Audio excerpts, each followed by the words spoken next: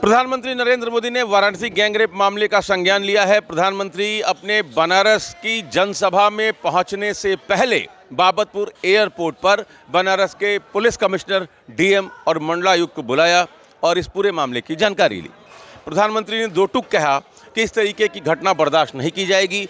जो लोग भी इस गैंगरेप में शामिल हैं उनके खिलाफ कड़ी से कड़ी कार्रवाई होनी चाहिए, सबकी गिरफ्तारी सुनिश्चित होनी चाहिए और आगे से ऐसी घटनाओं की पुनरावृत्ति न हो।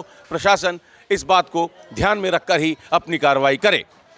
कानून व्यवस्था को लेकर लगातार सवाल खड़े किए जा रहे हैं और अब चूंकि प्रधानमंत्री ने खुद बनारस के अधिकारियों को बुलाकर इस पूरे मामले की जानकारी ली है, नाराज़गी जताई है, तो अब ये पूरा मामला बिल्कुल स्पष्ट हो गया है कि वाराणसी में कानून व्यवस्था को लेकर जो अधिकारियों की कार्य संस्कृति है, चाहे वो वाराणसी पुलिस कमिश्नरेट हो, चाहे वो वाराणसी प्रशासन हो, प्रधानमंत्री इन लोगों से खुश नहीं है। 29 मार्च को 19 वर्षीय युवती अपने घर से गायब होती है और करीब एक हफ्ते बाद मिलती है और जानकारी मिलती है कि 23 लोगों ने उसके साथ गलत किया, जिसमें 12 नामजद और 11 अज्ञात, यानी कुल 23 लोगों पर मुकदमा दर्ज होता है। 9 लोग अभी तक इस मामले में गिरफ्तार हुए हैं। अभी 14 लोग फरार बताए जा रहे हैं। पुलिस इस पूरे मामले में कुछ भी कहने से बच रही है। 29 मार्च से 11 अप्रैल के बीच करीब 2 हफ्ते का समय बीत गया है, लेकिन पुलिस अभी तक इस मामले को लेकर कोई भी बयान देने से बच रही है, कुछ भी स्पष्ट करने से बच रही है। किस तरीके से पुलिस इसमें कार्रवाई कर रही है, इसकी कोई जानकारी मीडिया को नहीं दी जा रही है। इतना जरूर पुलिस ने बताया कि 9 लोग अब तक गिरफ्तार किए जा चुके हैं और उनको जेल भी भेज दिया गया है।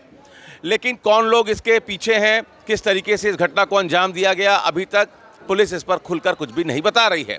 ये जरूर जानकारी मिली है कि एक हुक्का बार संचालक, जिसका नाम अनमोल गुप्ता बताया जा रहा है, जिसकी गिरफ्तारी हो चुकी है, जो जेल भेजा जा चुका है, उसको मास्टरमाइंड पुलिस बता रही है।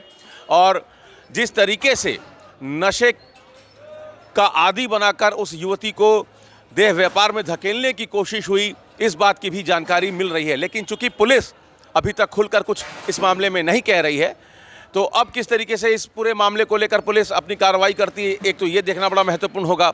चूंकि पिछले 3 दिनों से लगातार चेतगंज, सिगरा और बनारस के अलग अलग इलाकों में जो कैफ़े हैं, जो बार है, जो रेस्टोरेंट हैं, उस पर छापेमारी की कार्रवाई भी पुलिस कर रही है।